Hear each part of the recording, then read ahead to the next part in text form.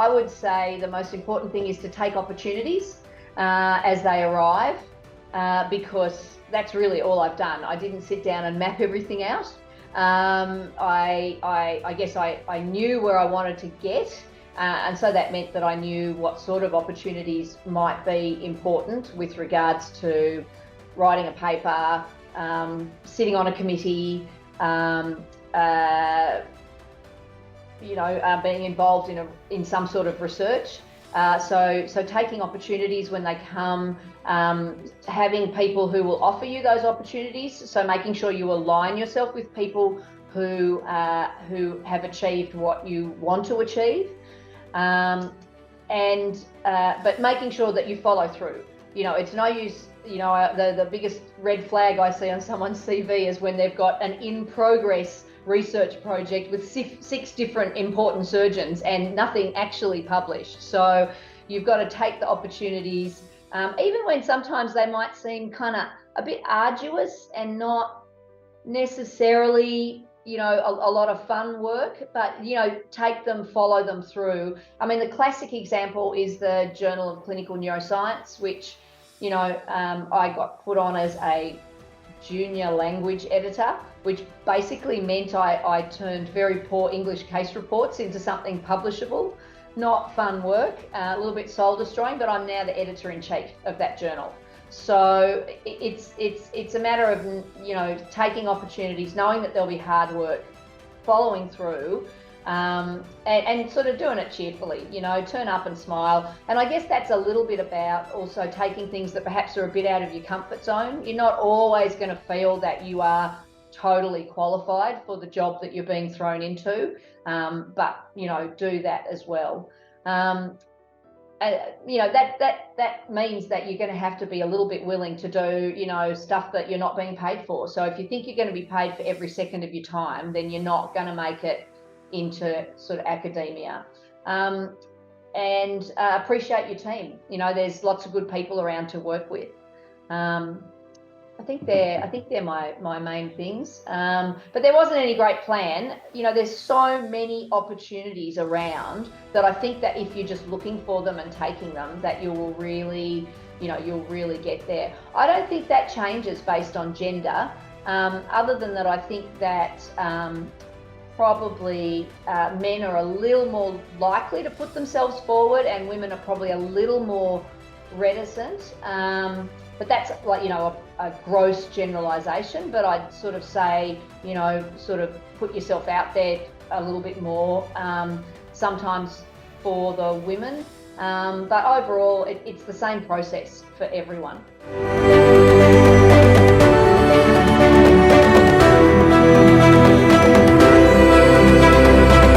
I mean, I grew up, trained in that sort of very,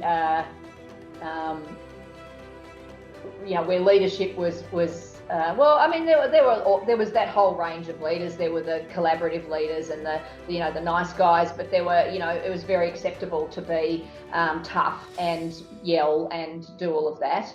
And probably when I first started, I probably did a little bit more of that, thinking that I could make things happen by force of will. And, I must admit, I still think that there are times where, that sort of forceful approach is actually really necessary because something needs to happen and it needs to get done. But overall, my leadership style has probably softened in terms of being, a bit more collaborative, and probably a bit more forgiving, understanding of how all the things that can lead to people not performing as you'd want them to, which is everything from just a lack of ability, which is something that I can be very tolerant of, to laziness, which is something that I'm really not tolerant of at all, and that's a problem. So my leadership style has certainly softened, and I agree in general terms that, of course, if the team all feel comfortable, they will work together better. So I've got on board with that, but then there's still a thought experiment that I love to leave with the people who tell us that we should always be nice and collaborative, which is a junior nurse is standing outside 2 operating theatres. And in one hand, she has an instrument that works, and in one hand, she has an instrument that's broken. And in one theatre, there's the lovely surgeon who would never yell at anyone and who is lovely always to everyone. And in the other theatre, there's the surgeon who she knows is going to be mean and yell if she gives the broken instrument. So who is the guy or girl who's going to get the broken instrument? It's going to be the nice surgeon. So there's a balance between being firm and assertive to get what you need for your patient. You know, this is about for the patient. So I think it's complex, and I still think that leadership is extraordinarily complex in getting the right mix between making people do what they need to do, bringing them along, encouraging them, doing the cheerleading. As you get older, you start to identify the red flags for the people who are not coping. Intervening in that way. But I think leadership is much more complex than the books and any leadership course that they've sent me to, and the hospital keeps sending me to them. But it's much more complex than that, I think. And at the end, at the bottom of that is patient safety, and of course, yes, a high functioning team is the best for patient safety. But sometimes you don't have a high functioning team, and you've got to intervene.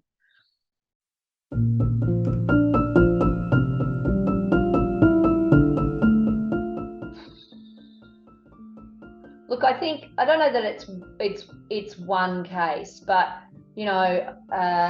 having patients who have devastating complications. So for me, that's the young patient with a devastating intraventricular hematoma after removal of a benign tumour that should be fixed, and who's now then in hospital for 3 months. Hemiplegic, not hemiplegic, 3 different sorts of plastic in their head, draining the blood, all of that. Or, I do a lot of awake surgery for low-grade glioma, and then the patients who get a deficit, a bad deficit, either motor or speech. I think that those sorts of cases change you in a lot of ways. I think the first thing that they change you in is you understand the value of your colleagues, of gathering people around you to help manage the case.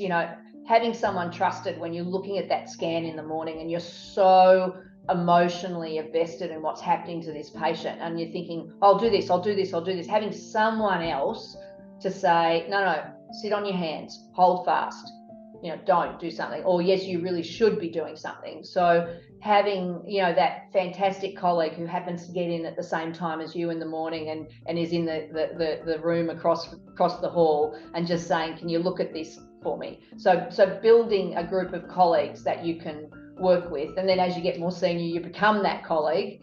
I think that's something that you really change. You just realize that you can't do everything yourself, and you don't make good decisions when you are so overwhelmed by your own inadequacy because of the complication, but also so emotionally invested in this beautiful young 18-year-old girl that you just think, oh my God, what have I done to this gorgeous girl's life? But also, with the other deficits, I think bringing along that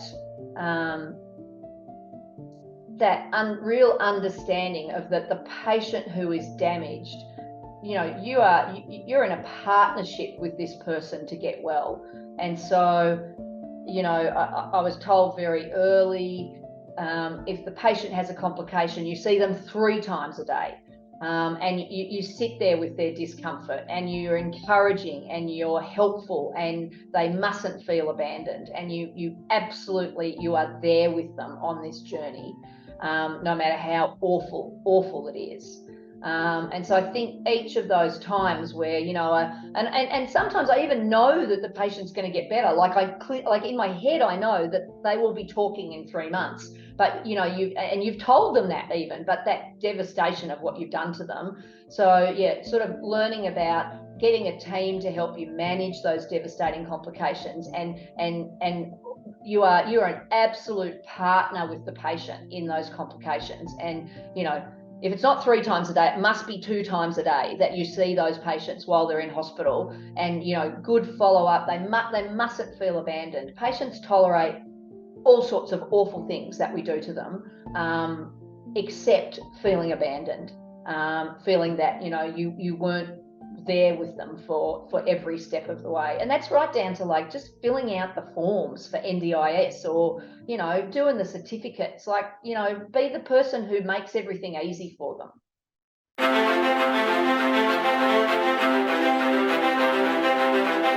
Oh, it's pretty boring, really. An exceptionally enjoyable weekend is all of my inpatients having gone home, so that I probably still would do a registrar tutorial on Saturday morning, but then just having the rest of the weekend to hang out on the couch with my dog, go to the movies with my partner, read a book, maybe go down to the beach, and just take the dog for a walk along the beach, have a dinner, catch up with some friends, usually go to church on Sunday, just have like a weekend. But the main thing, I think, for an exceptionally enjoyable weekend is not getting a phone call about a patient who's sick or having a complication, letting that background anxiety just drop down and just not have anything that I'm really worrying about. I mean, but the other one, of course, is traveling. And, that's when you really feel, that you're sort of a bit free from all of those constraints, or going to, I'm all my family in Sydney, going to Sydney with my family. They're very simple things. My life's becoming incredibly simple.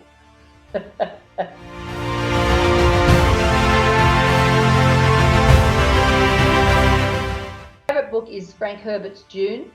I probably read it about once a year. I'm a big reader. I actually can't fall asleep at night without having read at least a few pages of my book.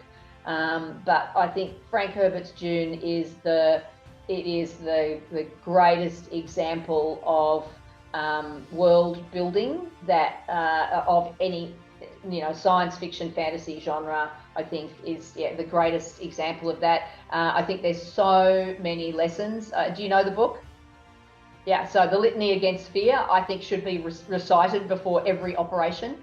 I just think, I just think it's just a fantastic book.